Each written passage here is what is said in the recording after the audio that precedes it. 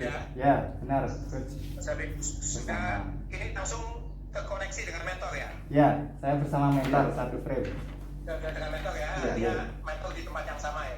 Ya. Silakan dihubungkan ke Pak Hasim ya? Siap. Dihubungkan ke Pak Hasim. Oke.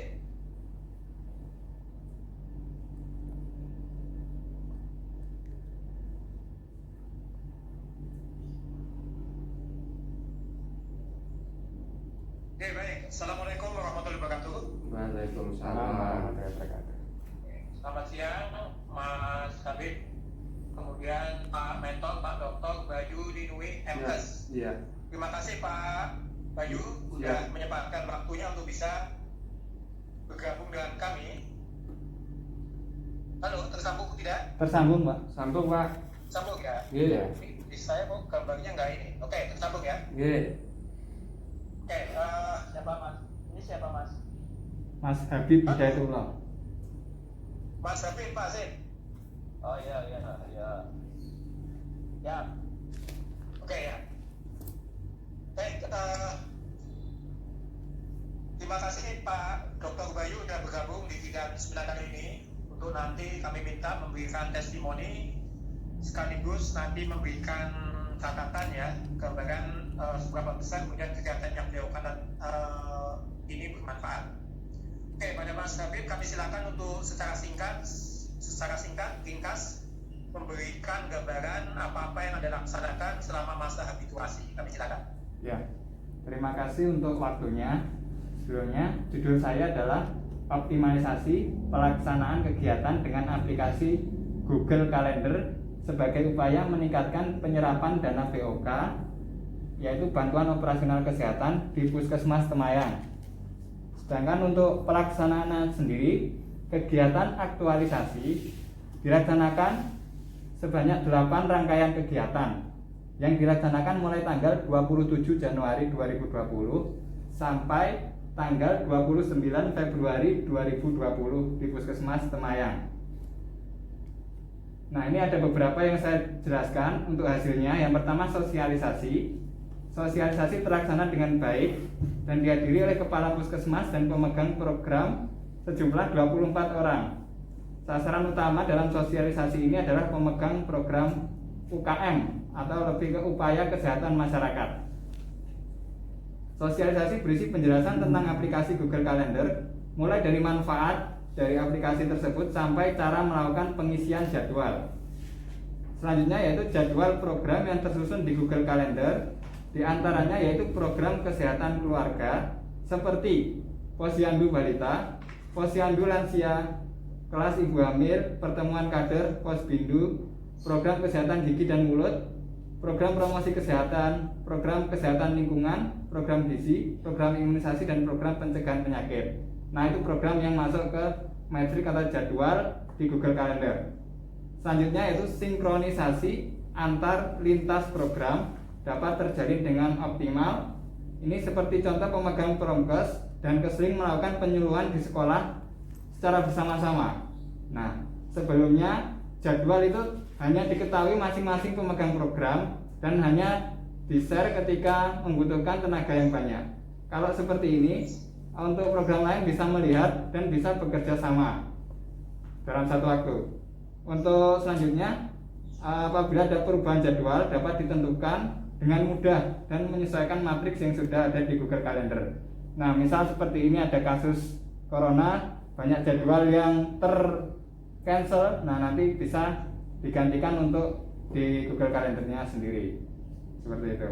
Untuk program yang sudah terlaksana dan mengirim SPJ, karena ini kegiatannya bulan Februari, yaitu sejumlah 115 kegiatan dari 122 kegiatan yang masuk ke Google Calendar. Sehingga kegiatan bulan Februari yang terlaksana dengan ketepatan jadwal atau sesuai dengan jadwal yaitu sebesar 94%. Selanjutnya yaitu dana BOK sendiri untuk perjalanan dinas untuk program sejumlah 5.550.000. Mungkin itu sedikit paparan dari saya untuk hasil secara umumnya. Begitu, Pak. Terima kasih.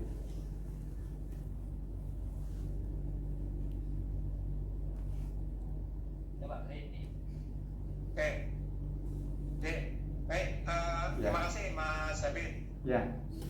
Baik, kesempatan berikut saya berikan pada Pak Dr. Bayu ya selaku mentor Ya. untuk bisa menyampaikan testimoni kesaksian untuk meyakinkan kami bahwa semua kegiatan dari Mas Habib ini sudah benar-benar dilaksanakan. Kemudian yang kedua adalah memberikan gambaran ya seberapa besar kegiatan tersebut memberikan manfaat bagi unit kerja. Kami silakan Pak Habib. Pak Bayu, maaf ya silakan.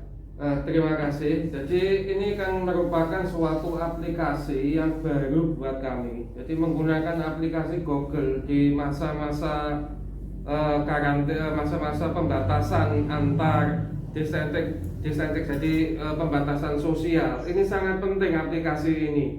Jadi sebelumnya tidak terbayang sebelumnya bahwa aplikasi ini demikian berguna. Oleh karena kalau kita menggunakan WA itu bisa numpuk-numpuk. Kalau dengan aplikasi ini dapat digunakan secara jelas dan mudah diamati sehingga waktu yang digunakan ini cepat, sehingga antar petugas komunikasinya berjalan lancar dengan aplikasi ini. Ini manfaat yang sangat baik. Ini kalau sudah 1 tahun kami akan ajukan untuk suatu inovasi di tingkat puskesmas. Demikian Bapak. Oke ya baik, terima kasih Pak Dr. Bayu sudah memberikan testimoni sekaligus memberikan gambaran tentang manfaat dari kegiatan-kegiatan yang dilakukan oleh Mas Habib. Baik, kesempatan berikut saya berikan pada Pak Hasim selaku penguji untuk bisa mengklarifikasi substansi yang sudah disampaikan oleh penyaji. Kami silakan. Baik, terima kasih Pak Tri. Assalamualaikum warahmatullahi wabarakatuh. Waalaikumsalam warahmatullahi wabarakatuh. Ya, mudah-mudahan Bapak Mentor dengan kedatangan atau tentang sikap waktunya ini membuat Mas Habib ini lebih bersemangat dan paling tidak menambah sport untuk lebih kreatif lagi ke depan. Baik, dan selamat siang untuk Bapak. Baik, Mas Habib yang yang sudah menyelesaikan habituasi dengan bentuk laporan aktualisasi. Mungkin untuk koreksi pertama, coba tolong itu untuk judul. Jadi kalau yang boxnya itu di belakang kurung. Jadi ini optimalisasi pelaksanaan kegiatan dengan aplikasi Google Calendar sebagai upaya peningkatan penyerapan ya dana bantuan operasional kesehatan kurung box. Jadi hanya dibaca saja karena EYD-nya itu kalimat baru singkatan seperti itu untuk judul. Kedua ini lampiran-lampiran sudah ya cukup lengkap, tapi mungkin ada yang belum terlampirkan seperti dan ya di sini belum ada notulen kegiatan notulennya seperti konsultasi dengan mentor, notulennya apa atau rencananya itu apa yang mau disampaikan, nah itu perlu dilampirkan seperti itu. Artinya hal itu perlu dilampirkan.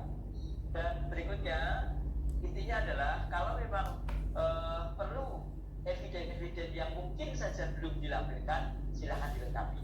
Nah, karena itu akan menambah penilaian. Nah, pertanyaannya adalah pertama, dengan kondisi seperti ini, ya Anda bisa melakukan pekerjaan yang saya kira cukup berat karena kondisi seperti ini dengan adanya COVID itu tadi. Ya. Nah, ada nggak target yang Anda target melebihi dari apa yang sudah Anda rencanakan? Nah, seperti itu. Yang kedua, ya, ada nggak hambatan dalam berkomunikasi? Nah, ya, kali ini kan banyak komunikasi kali zaman teknologi pastinya ada sesuatu yang mungkin saja seperti saya yang sudah senior atau junior tadi senior ya, mungkin banyak kendala-kendala bahasa-bahasa teknologi yang perlu kita pelajari seperti itu. Yang ketiga, ada nggak rencana Mas Habib ini untuk melakukan sesuatu, ya? Artinya sesuatu setelah kegiatan ini selesai untuk Pak. Ya mungkin tidak hubungannya dengan COVID, tapi inovasi yang akan dilakukan setelah kegiatan. Ada 3 saja yang perlu ada klarifikasi. Bapak silakan. Ya, terima kasih untuk arahan dan pertanyaannya. Saya akan mencoba menjawab pertanyaan dari Bapak Nur Hasyim.